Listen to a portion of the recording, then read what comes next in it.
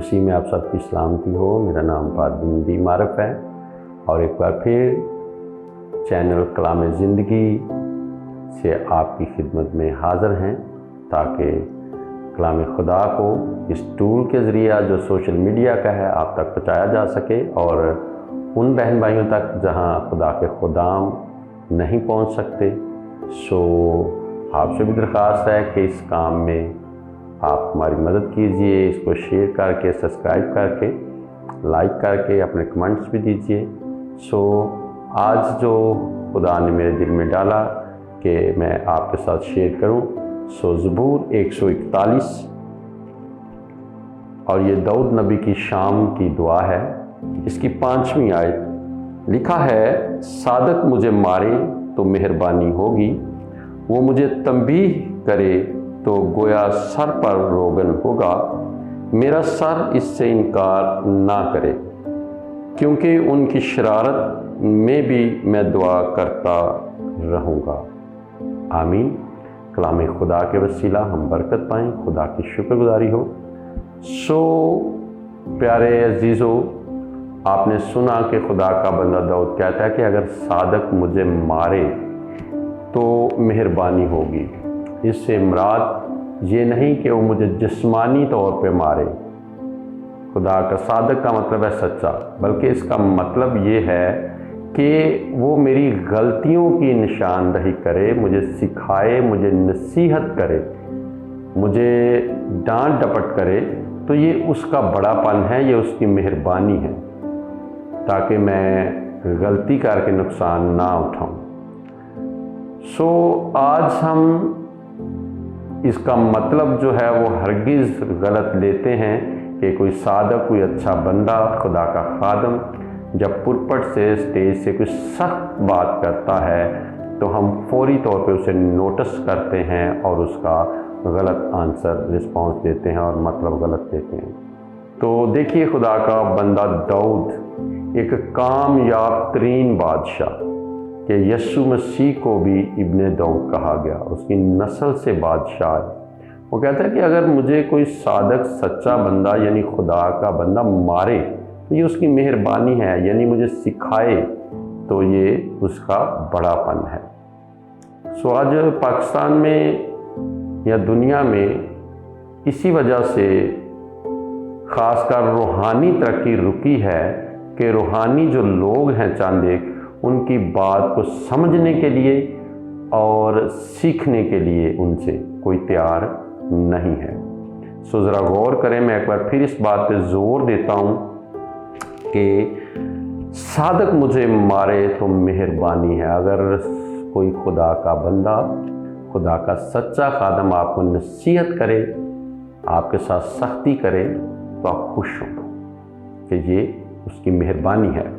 सो आगे कहता है कि मुझे तंबीह करे तो गोया सर पर रोगन होगा, मेरा सर इससे इनकार ना करेगा।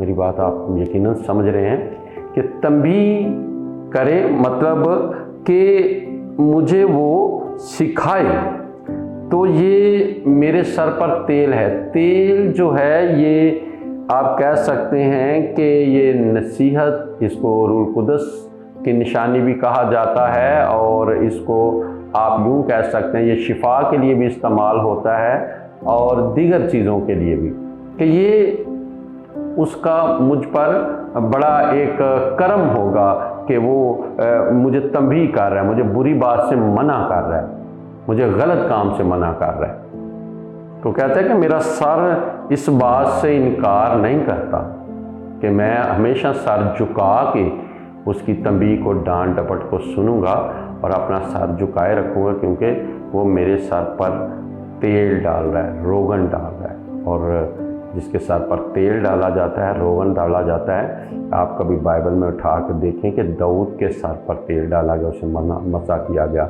इसी तरह साउल है, इसी तरह सुलेमान है, कि जितने बादशाह सैमुअल नबी ने मसा किए, आप देखिए कि उनके सर पर तेल डाला जाता रहा।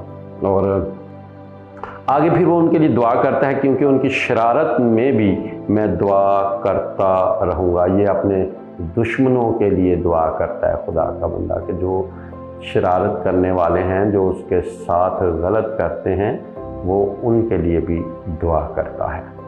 سو ڈیئر فرینڈز اینڈ سننے والوں، میں خدا کا خادم ہوتے ہوئے آپ کی توجہ دلواؤں گا کہ جو لوگ ہمارے ساتھ اس طرح کا رویہ رکھتے ہیں، ہمیں برائی سے منع کرتے ہیں، وہ ہمارے دشمن نہیں ہیں، بلکہ وہ ہمارے اچھے دوست ہیں، ہمارے وہ محسن ہیں۔ آخر میں ایک چھوٹی سی مثال دوں گا، اس کے ساتھ ہم اینڈ کریں گے کہ میں نے ایک سوال سنا کہ آپ کس سے زیادہ محبت کرتے ہیں، یا آپ کے بچے سے کون زیادہ محبت کرتا ہے؟ تو اس کا جواب کسی نے کہا جی اس بچے سے اس کی ماں محبت کرتی ہے، خدا کو چھوڑ کے۔